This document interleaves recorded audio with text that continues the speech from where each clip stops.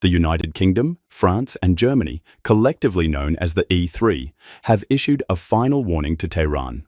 If Iran does not return to the negotiating table by the end of August 2025, the E3 will reimpose UN sanctions using the so-called snapback mechanism. This warning comes in the wake of a prolonged diplomatic deadlock that followed a 12-day military clash between Iran and Israel in June.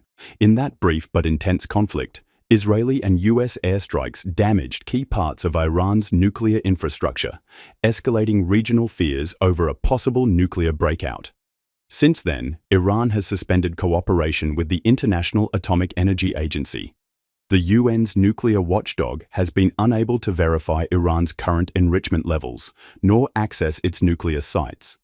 When the IAEA attempted its first post-war visit earlier this week, no inspections were permitted and diplomatic engagement remained frozen. In a coordinated letter posted publicly, the foreign ministers of the E3 emphasized their resolve. They wrote, quote, "We have made clear that if Iran is not willing to reach a diplomatic solution before the end of August, or does not seize the opportunity of an extension, we are prepared to trigger the snapback mechanism."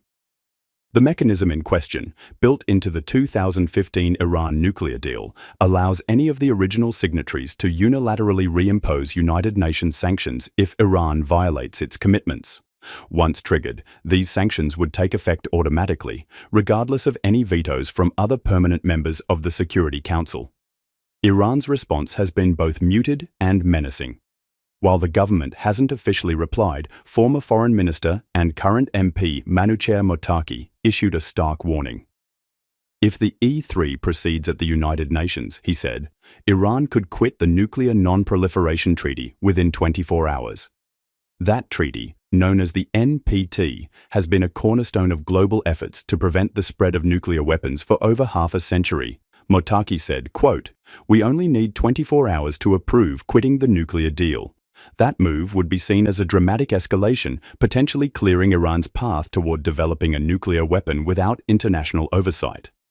Iranian President Masoud Pezeshkian has also been vocal, though in a different direction.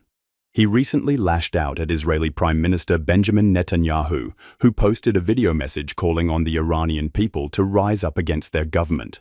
US intelligence agencies and the IAEA maintain that Iran hasn't had a structured nuclear weapons program since 2003.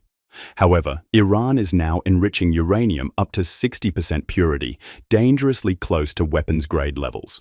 With no inspections, no transparency, and no deal in place, the risk of miscalculation is rising fast.